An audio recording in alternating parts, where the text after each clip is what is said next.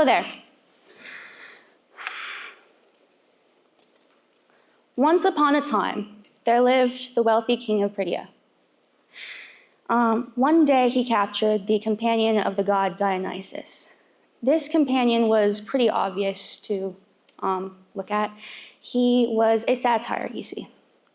The king made sure to treat this satyr with kindness. He was a very hospitable host. When he eventually turned the satyr in safety, the god decided to reward the king with one wish. The king could wish for anything.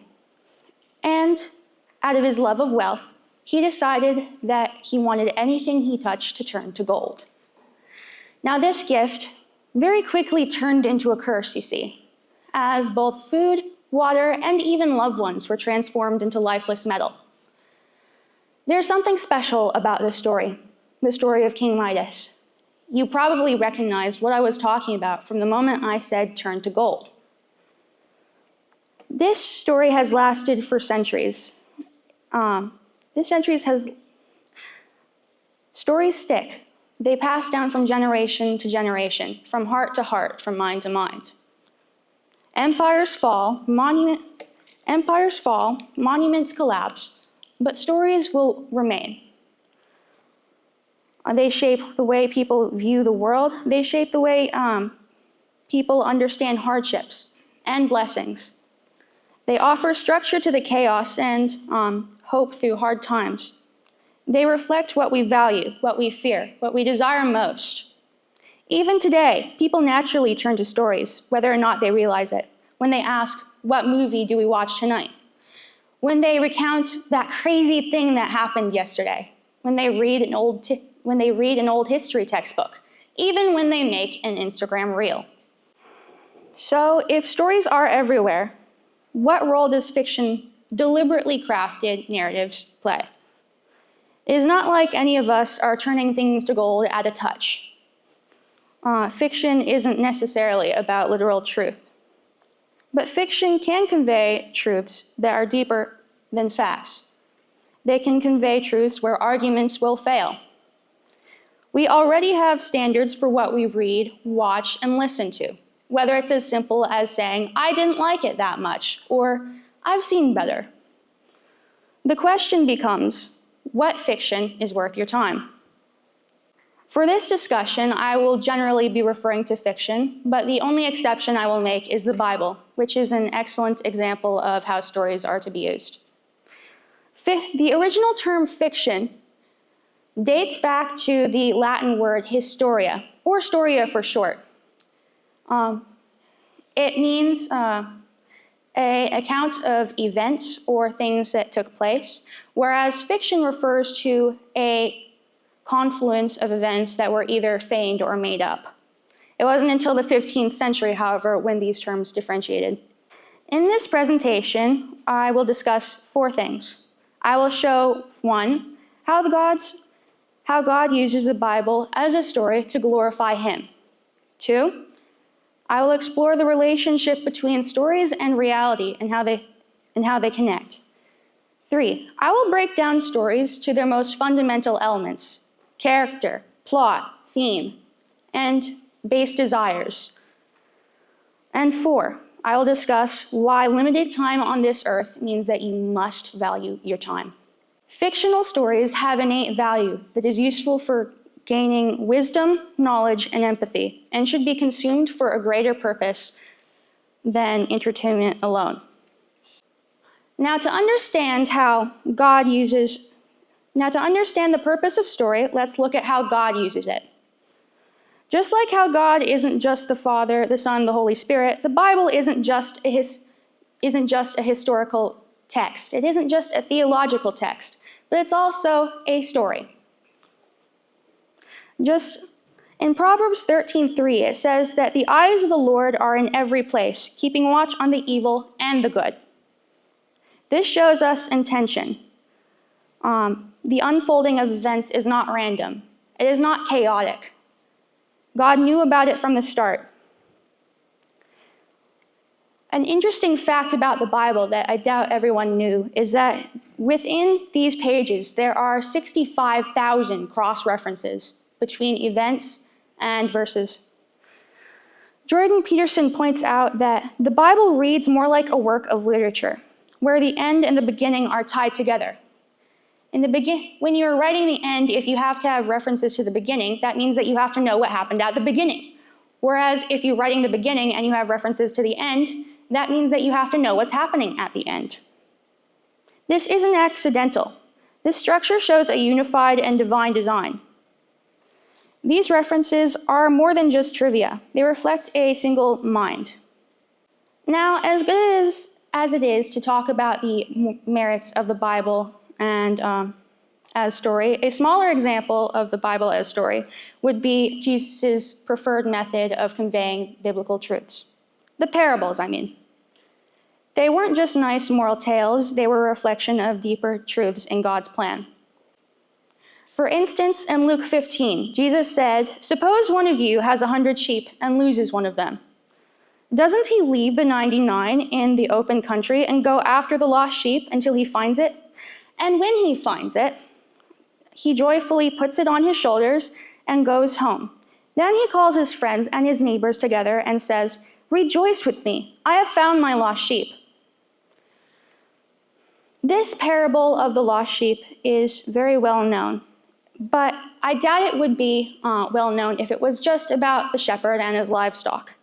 It's about God's love for the lost. It is a story that carries emotional weight and reveals God's heart. Themes like redemption and sacrifice were woven into Scripture, and that is why they show up so often in fiction too. The Bible's format as a story is part of what reveals God's brilliance. So let's dive into the Bible through the lens of genre once more.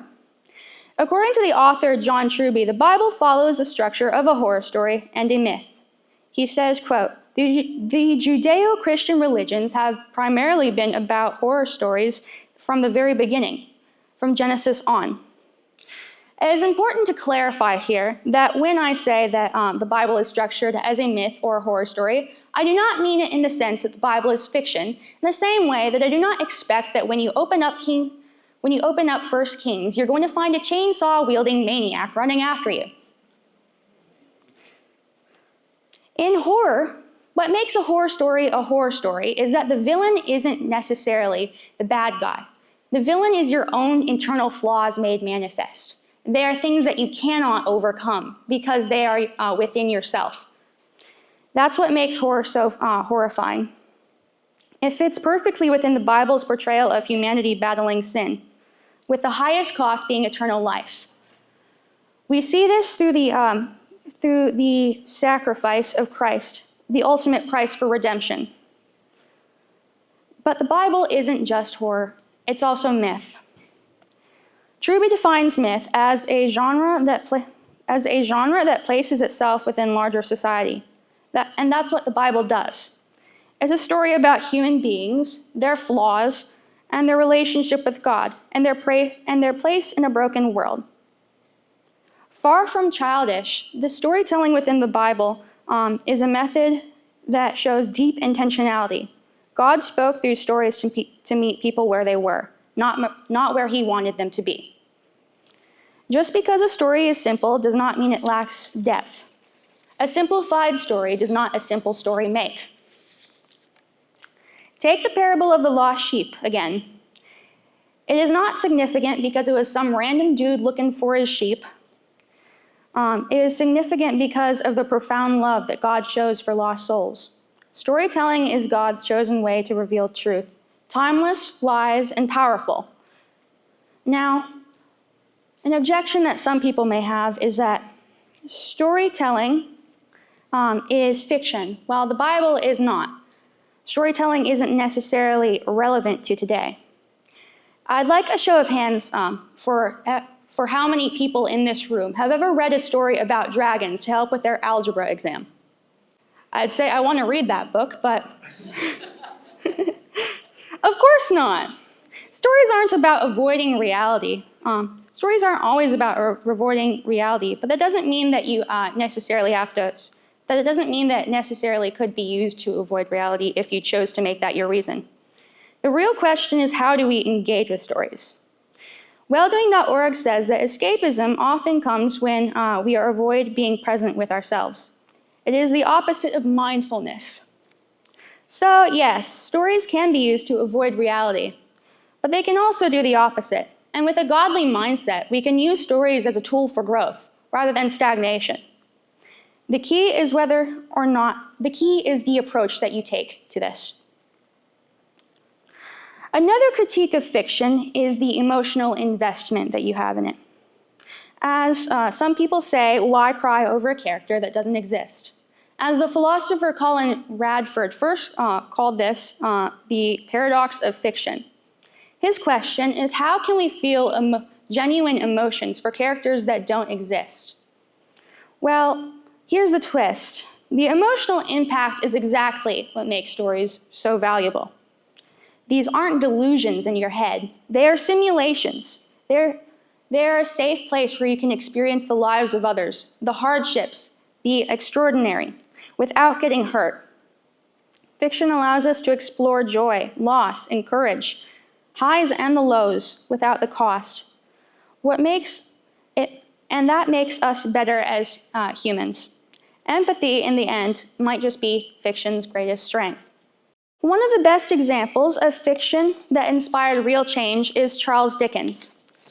As someone with first-hand account doing child labor, he could have chosen to write detailed essays explaining every reason why what was going on was wrong.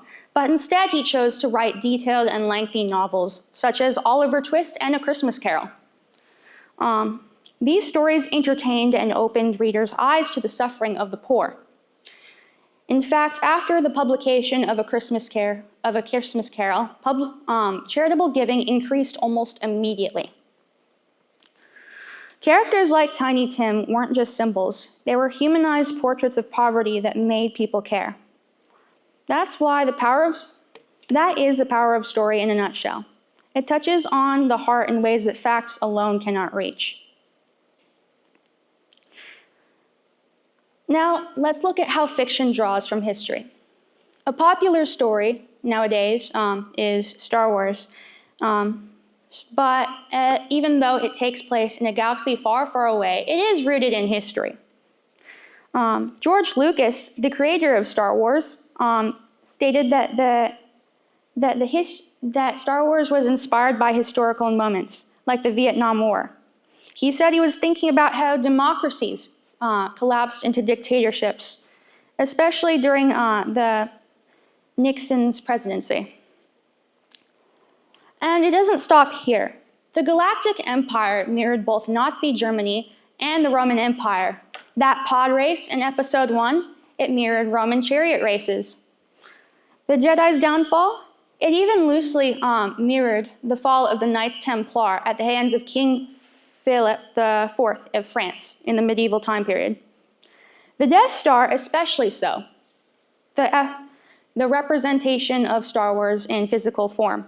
That was inspired by the fears of the Cold War, fears of nuclear weaponry.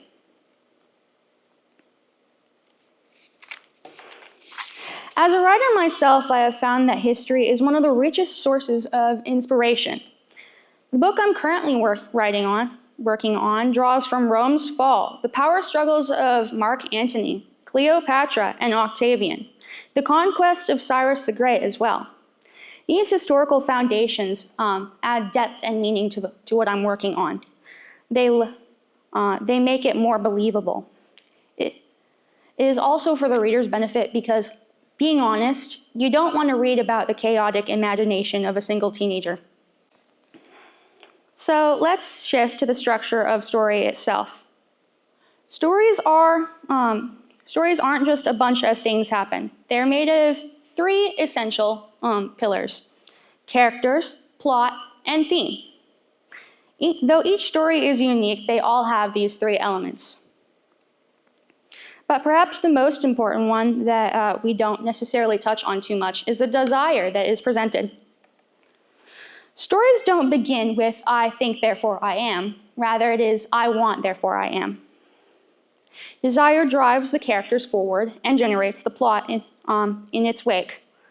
You may ask yourself, what does the author present as being worthy of want? This question is not asked enough. Think about the Holy Grail, the Death Star, the One Ring. These objects aren't the point of the story. They are symbols, they are just symbols. What matters is how characters act in pursuit of them.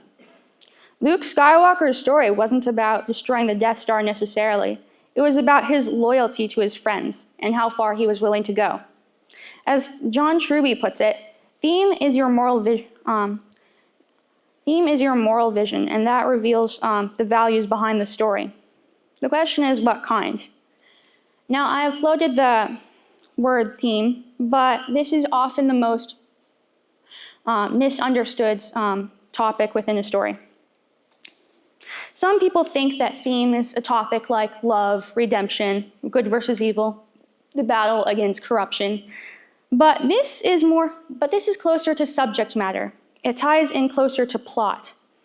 Theme emerges through what the character wants and what they'll do to get it. In Luke's story, we see him go through lightsaber battles. We see him fight through massive chaos to destroy Death Stars and bring down the Empire. But how would that have played out if Luke Skywalker gave up on his friends midway through? It would not be the same story that everyone loves today.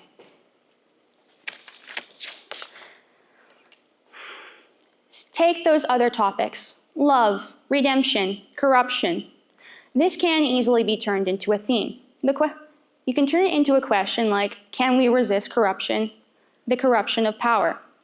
That's what makes a story resonant, the exploration of this topic. The explanation of can you, could you, would this happen? The next topic is plot, which ties in closely to theme. A good way to understand plot is that it is the actions that the characters take, and the characters are defined by the actions that they take, which is a little bit circular, but that's how it works. Okay. So crafting the delicate interplay between characters, plot, and theme is a very deliberate and arduous process. A dedicated author may spend hundreds of thousands of words working through the drafts of their novel. A skilled author will make you ask the question, what will the character do next? As opposed to, what will the author make them do next? It's a lot harder than what first read through might indicate. Now, two methods that writers will use to write their stories are called the plotter and pantser methods, or the gardener and architect methods. Now, the architect, they will meticulously plan out every scene. They will plan out every interaction. They will plan out every line of dialogue. Whereas the gardener, they will start with an idea and plant it like a seed and watch it grow into something new and beautiful. As the author Grayson Taylor explained in an interview, there are moments when writing can feel like being a conduit for the story taking place, letting the story pour through you, while other times they require direct interplay to shape their course. Regardless of the method, crafting a novel demands immense effort and care. Nothing makes it into the finished book or movie that the author doesn't want to be there. For instance, J.R.R. Tolkien spent over a decade between the publication of The Lord of the Rings.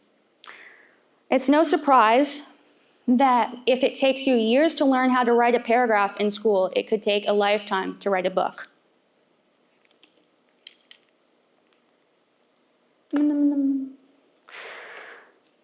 While stories can prompt wisdom and empathy, many instinctively avoid certain stories, say horror and violent media. This reveals an immediate sense that people have an idea of what is healthy to dwell on and what is healthy to avoid. Just like junk food, a nutritionist wouldn't say, eat whatever's available. They would say, choose healthy options. Likewise, readers and viewers should not consume stories uncritically. Paul instructs in Philippians 4 verse 8, finally, brothers and sisters, whatever is true, whatever is noble, whatever is right, whatever is pure, whatever is lovely, whatever is admirable, if anything is excellent or praiseworthy, think about such things. Now, I would wager a guess that this ties very closely to the intention of God. Say, for example, when he created the world, he said that everything was good. And in humanity's case, he said it was very good. Now, it was only after the fall that things degraded.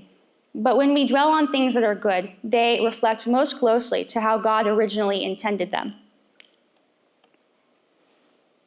What we choose to consume shapes who we become, just as who we spend our time with will do the same. Even if it took years to make, that alone does not make a story worthy of your time. You would not tell George Lucas, the creator of Star Wars, who in the process of creating his first movie suffered an anxiety attack that hospitalized him for several days, that the only reason why you are watching his movie is because it is better than staring at the ceiling. How is that in any way a compliment to the author? Attention is your vote. Every story you support will help bring about more stories of that nature. As consumers, you have a responsibility to promote stories that reflect truth, beauty, and moral excellence. So perhaps the last and most common objection is in regards to the practical. People simply do not have enough time. Many long for a deeper engagement, but they cannot find it. In the case of reading, for example, according to Forbes, 35% of Americans said that the activity they wanted to spend more time on was reading. This makes it the most second desired activity next to only exercise. But reading doesn't have to be a luxury. In the case of reading, it doesn't have to be a luxury. If you read just 20 minutes a day, at the average American reading speed, you would be able to get through To Kill a Mockingbird, a 99,000-word novel, in under 3 weeks. That's a manageable investment that can result in a lifelong insight. Even if you are not reading, if you are just watching whatever comes to your screen next, that is also important. You can choose whether or not you like something, whether or not you want to watch more of it, and whether or not you want to watch more of it. But what you choose to focus on will shape your thinking. Ultimately, engaging with better stories doesn't require time necessarily. It requires that you simply choose something better. Ask yourself every so often, why are you reading what you're reading? Why are you watching what you're watching? The answer determines what you prioritize and what you will prioritize in the future. Now, together we have looked at how God uses story, the relationship between stories and reality, and the fundamental elements that make up stories. And with one last point, I will conclude this speech. This paper is evidently torn. I cannot untear it. I cannot put it back together. I could destroy this paper and remake it into a new sheet of paper, but it will never be the same. Likewise, the time you spent on your stories you can never get back. I cannot take back the time I've spent on this thesis. You cannot take back the time you spent on your stories, which is ultimately why you should value your time more.